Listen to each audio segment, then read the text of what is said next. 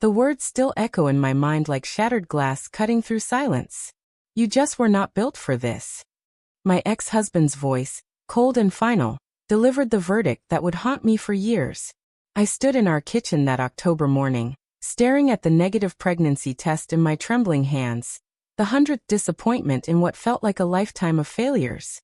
The IVF treatments had drained our savings, my body, and apparently his patience.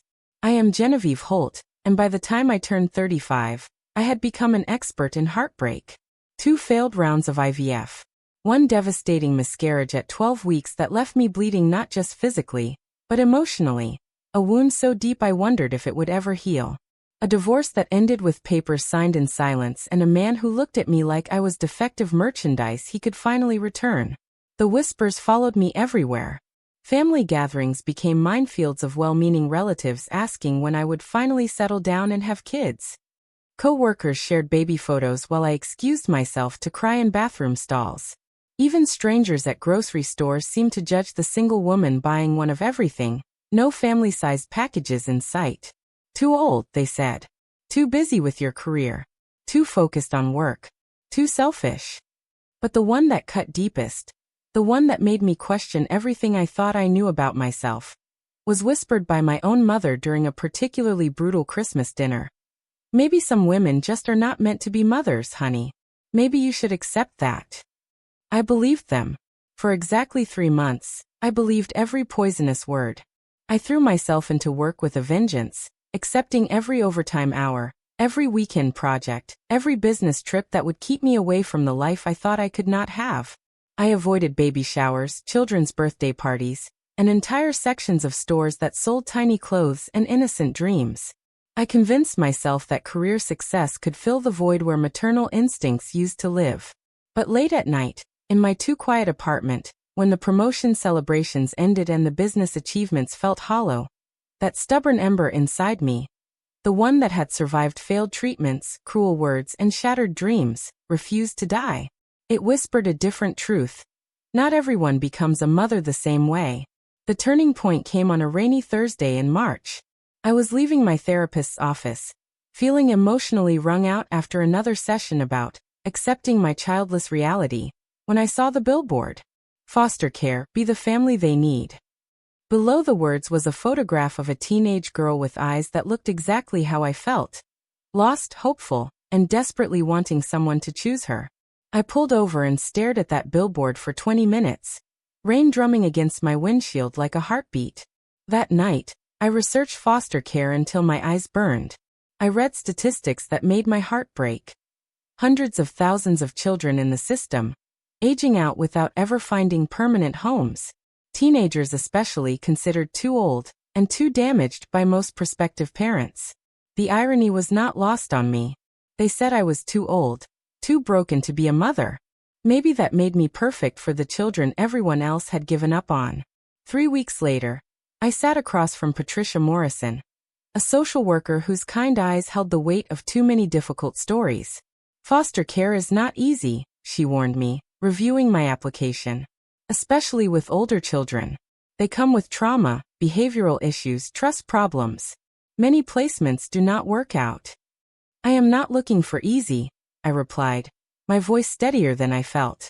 I am looking for real. The home study process was grueling.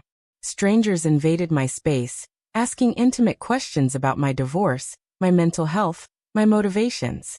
They measured closet space and checked smoke detectors while I stood by, feeling exposed and judged. Why teenagers? Patricia asked during one visit. Most people want babies or young children. I thought about my answer carefully. Because everyone deserves to be someone's first choice, not their last resort. 6 months later, I got the call that would change everything. Her name is Anaya Rodriguez. She is 15, been in care for 8 years. She has been through 12 different placements. 12 families had tried and failed with this girl. What happened? I asked. She runs away. She has anger issues. She does not trust adults.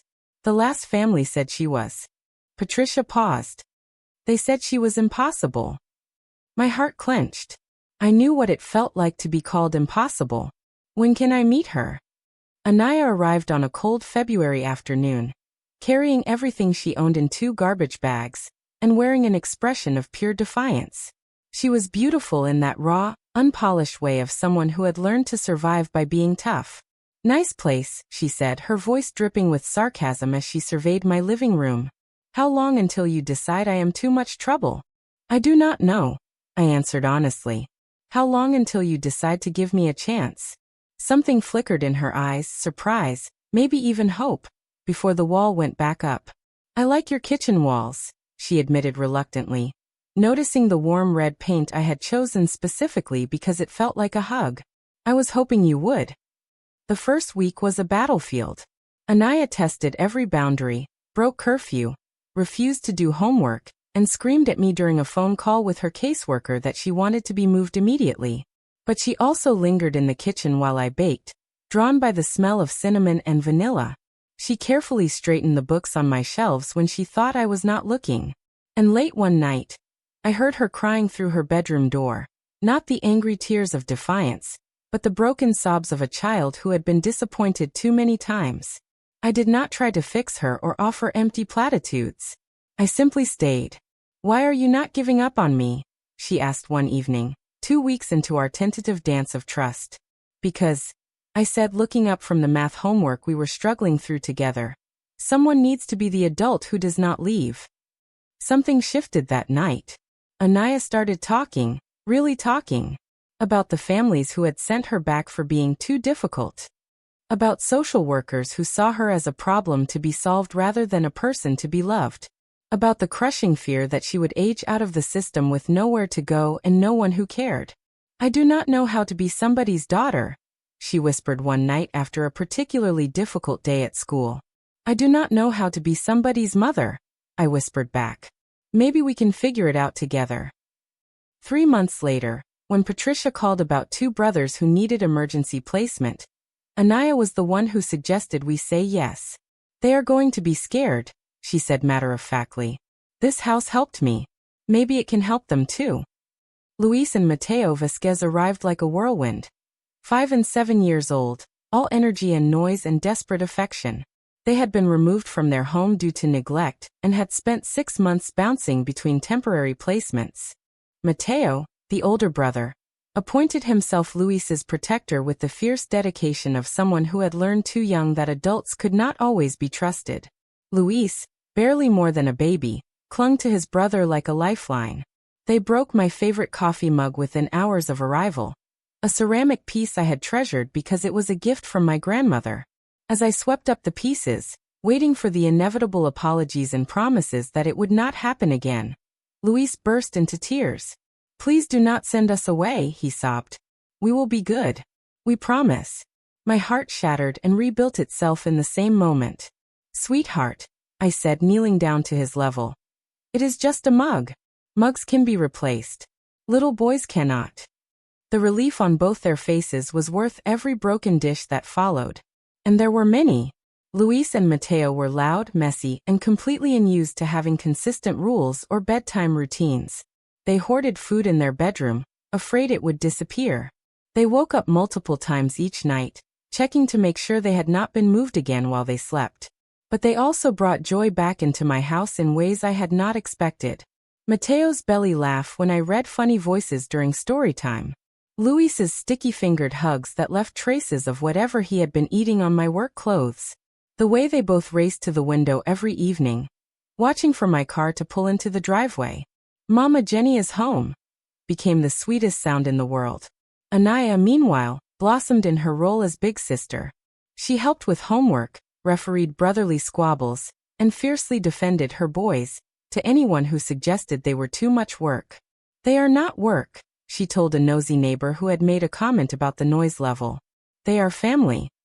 The word hung in the air between us later that evening. Family.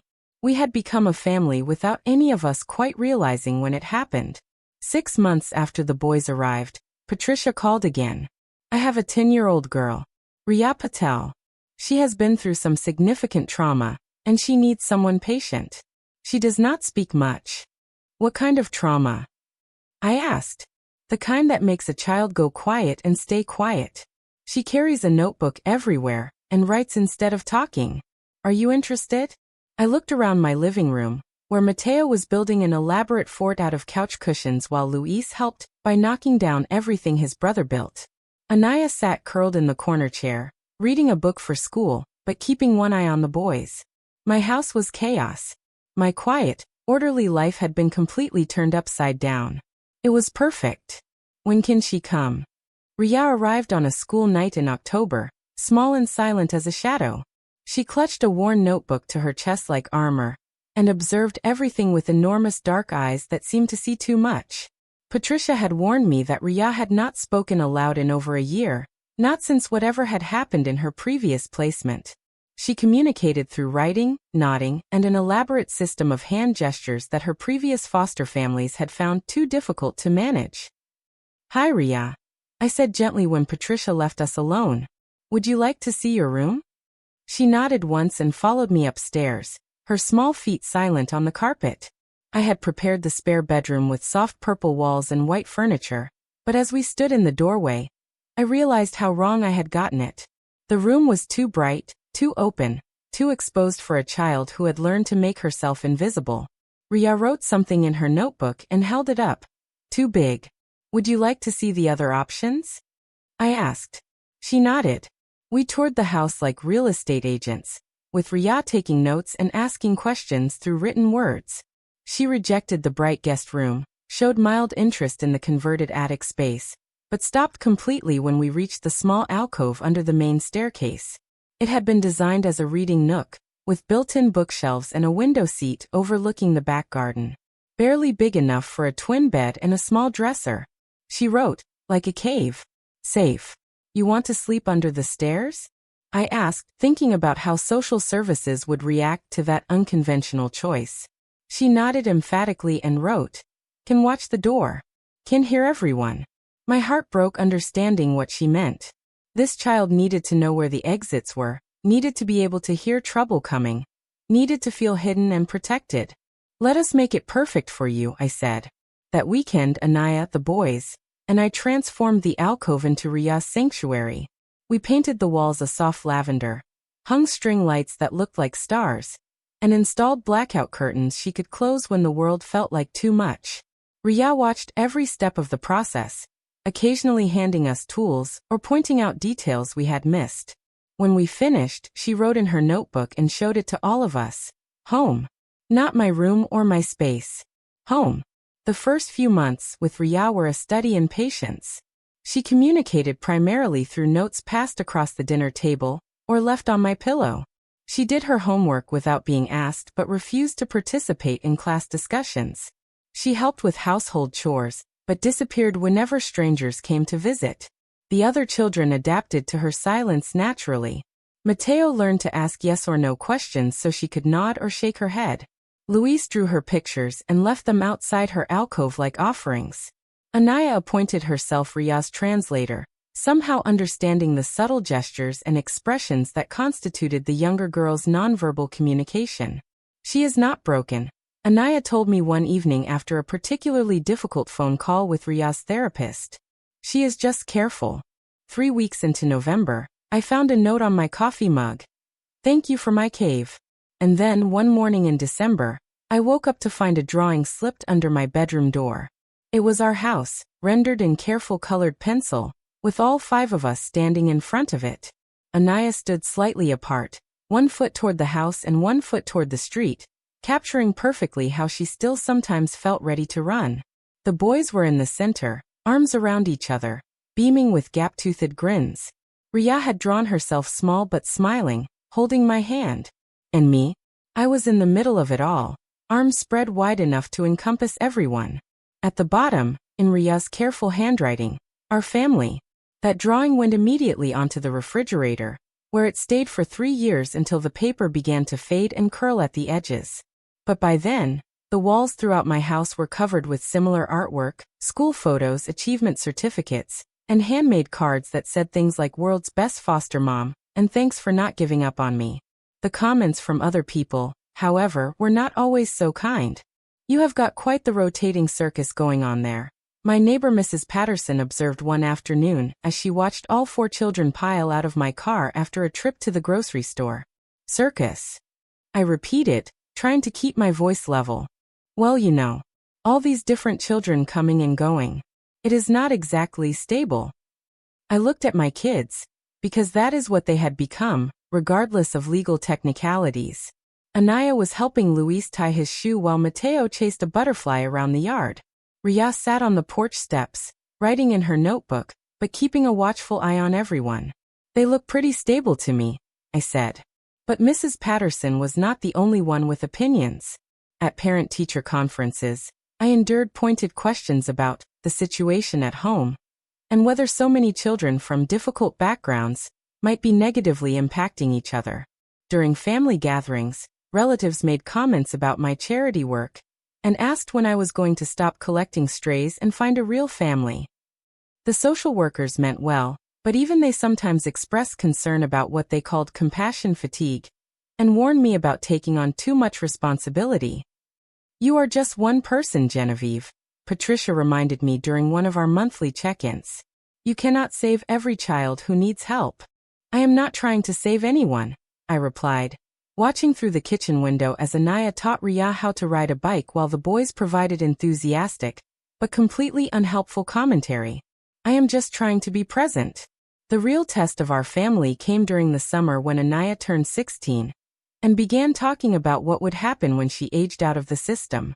I could get my own apartment, she said one evening as we sat on the back porch watching fireflies. Get a job, maybe go to community college. You could, I agreed carefully. Or you could stay here and let this be your home base while you figure out what you want to do.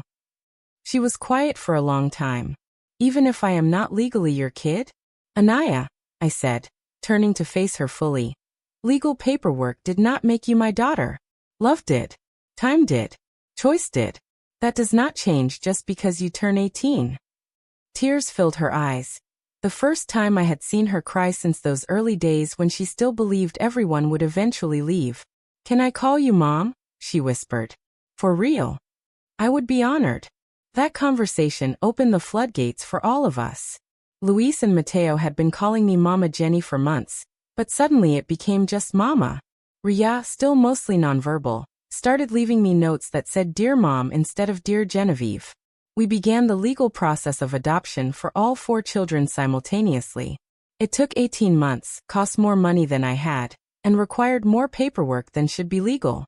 There were court dates, home visits, psychological evaluations, and interviews with everyone from the mailman to my high school English teacher. The day the adoptions were finalized, we all went to court dressed in our finest clothes. The judge, a kind woman named Honor Martinez, asked each child if they understood what adoption meant. It means she cannot send us back, Mateo announced with 7-year-old certainty. It means we are a real family now, Luis added. It means someone chose us, Anaya said, her voice thick with emotion. Ria, who still rarely spoke aloud, surprised everyone by standing up and saying in a clear, strong voice, It means I have a mom who sees me. There was not a dry eye in the courtroom. That evening, we celebrated with pizza and ice cream cake in our backyard. The kids ran around with sparklers while I sat on the porch steps, watching them and marveling at how full my life had become. No regrets. Anaya asked, settling down beside me. Only that it took me so long to figure out what I was supposed to be doing. What were you supposed to be doing? I looked at my children, all different ages, ethnicities, and backgrounds, but united in the knowledge that they were wanted and chosen and loved. Building a family, I said. Just not the way I originally planned. Word about our story spread through the foster care community. Other single women began reaching out, asking for advice about older child adoption.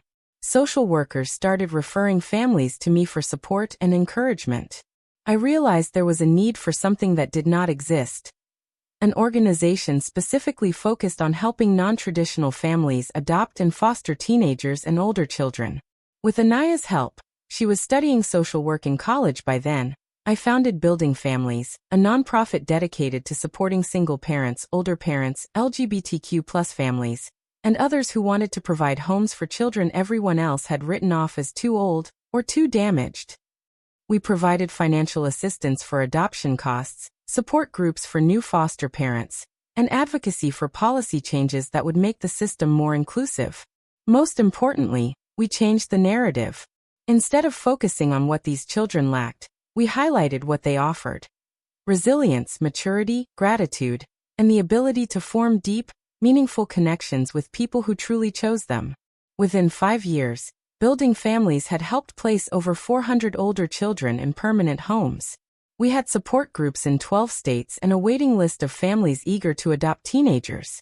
I kept detailed photo albums of every placement, every success story, every family that proved the experts wrong about what adoption could look like. But the real measure of our success was not in statistics or awards. It was in the letters. Dear Mom, Anaya wrote from her first apartment after college graduation. I start my master's program next month in social work. I want to help kids like we used to be.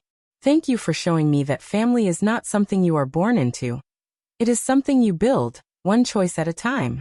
From Luis, now 15 and on the honor roll. Mom, I made varsity soccer. Coach says I have natural leadership skills. Wonder where I learned that? Kidding, I know it was from watching you handle all of us crazy kids. From Mateo, 17 and already accepted to 3 colleges. I am writing my application essay about resilience, and I keep thinking about how you never made us feel like we were your second choice. We were your first choice, your only choice, and that made all the difference. From Ria, now 14 and finally comfortable speaking in public. I gave a presentation at school about foster care, and I told them about you. About how you saw me when I was invisible and loved me when I was silent. My teacher cried. I think you would be proud. But the letter that meant the most came on a random Tuesday in March, 3 years after our adoptions were finalized.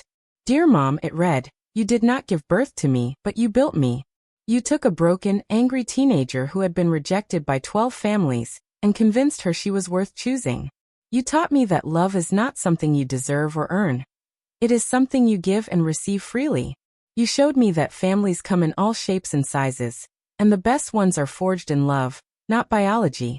I am in graduate school now, studying to become a therapist who works with foster children. Every day, I try to see them the way you saw me. Not as problems to be solved, but as people to be loved. Thank you for building me. Thank you for building us. Love always, your daughter, Anaya. I cried reading that letter. Not from sadness but from overwhelming gratitude for the journey that had brought us all together. The moment that crystallized everything for me happened at Luis's middle school Mother's Day celebration. I sat in the cafeteria surrounded by traditional nuclear families, married couples with biological children, everyone matching and coordinated and fitting perfectly into society's expectations. A woman I did not know leaned over during the program and asked the question I had heard 100 times before. Which ones are yours? I looked around the room until I spotted all 4 of my children. Anaya, now 19 and volunteering as a mentor for younger kids in foster care. Mateo, performing in the school band with focused concentration. Luis, beaming as he prepared to read the poem he had written about our family. And Ria, quietly taking photos with the camera I had given her for her 13th birthday, documenting moments she never wanted to forget. All of them, I answered with complete certainty. Oh, the woman said, looking confused. But they do not really look like me. I interrupted gently. No, they do not. But they look like love. They look like hope. They look like family. Later that evening, as we sat around our dinner table, the same one where Ria used to pass me silent notes, where the boys had spilled countless glasses of milk, where Anaya had finally started calling me Mom, I reflected on the journey that had brought us here. The people who said I was too broken to be a mother had been right about one thing. I was broken. The failed IVF treatments had broken my faith in my body. The miscarriage had broken my heart. The divorce had broken my trust in love. The years of rejection and disappointment had broken my spirit. But what they did not understand was that broken people often make the best healers. That someone who has been rejected knows exactly how precious it feels to be chosen. That a woman who has been told she is not good enough understands the transformative power of being told you are perfect just as you are. My children did not need a perfect mother. They needed a present one. They needed someone who would stay when things got difficult, who would love them through their worst moments, who would see their potential when everyone else saw only problems. They needed someone who understood that family is not about matching DNA or meeting society's expectations. Family is about choosing each other day after day, through tantrums and triumphs, through ordinary Tuesdays and milestone celebrations, through the messy, beautiful, imperfect reality of loving people unconditionally. As I tucked Luis into bed that night, he asked me the question that had become our bedtime ritual. "Mama, tell me again how you picked me." "Well," I said, settling beside him on his superhero-themed comforter. "I was sitting in my quiet house and it was too quiet. I realized I needed some noise, some laughter, some little boy energy to make it feel like home. So I called Patricia and said, 'Send me someone who needs choosing.' And she sent me you." "And Mateo?" "Package deal," I said, ruffling his hair. "Brothers stay together. That was non-negotiable." "And Anaya?" "She needed someone who would not give up on her.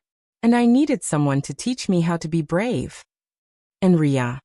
"She needed someone who could love her quietly. And I needed someone to remind me that the most powerful words are sometimes the ones we do not say out loud." "And you needed all of us?" "I needed all of you more than you will ever know." Luis fell asleep with a smile on his face, secure in the knowledge that he was wanted, chosen, and loved. Before I turned off his light, I looked around his room at the artwork on the walls, the books on the shelves, the evidence of a childhood filled with safety and love. This was what I had been meant to do all along. Not give birth to children, but give life to the ones who were already here, already waiting, already hoping for someone to choose them. I walked through my house that night, checking on each of my children. Anaya, studying late for her college finals with determination that still amazed me.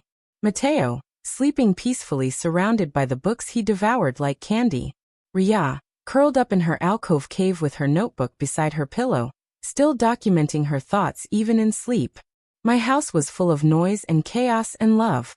It was full of children who had been labeled difficult, damaged, and unwanted. It was full of proof that families come in all configurations, and the best ones are built on choice rather than chance. Standing in my hallway, surrounded by the sounds of my sleeping children, I thought about the woman I had been 5 years earlier, broken, bitter, and convinced I was not meant to be a mother. She could never have imagined this. This house full of laughter and arguments and homework battles and goodnight kisses. This family that society said could not work, but that worked perfectly because it was built on love. This life that proved every single person wrong who said I was too old, too broken, too selfish to be someone's mother. Because motherhood, I learned, is not about biology. It is not about perfect timing or ideal circumstances. It is not about meeting other people's expectations or following traditional paths. Motherhood is about presence. It is about showing up, day after day, for the children who need you most. It is about seeing potential where others see problems. It is about choosing love over fear, hope over doubt, family over convention. It is about building something beautiful from broken pieces, yours and theirs. And as I finally headed to my own bedroom, passing the refrigerator covered in report cards and soccer schedules and art projects, I whispered a thank you to the universe that had led me here. To this imperfect, unconventional, absolutely perfect family. To these children who had taught me that some of the best things in life come not from what you plan, but from what you choose when life does not go according to plan. To this journey that had transformed a woman who thought she was too broken to be a mother into someone who knew that the most important qualification for parenthood is not the ability to conceive children. It is the ability to love them. Unconditionally, relentlessly, and without reservation. Just as I loved mine. All of them. If this story touched your heart and reminded you that family comes in all forms, please subscribe to our channel for more inspiring stories about love, resilience, and the power of never giving up on your dreams. Share this video with someone who needs to remember that sometimes the most beautiful families are the ones we choose to build.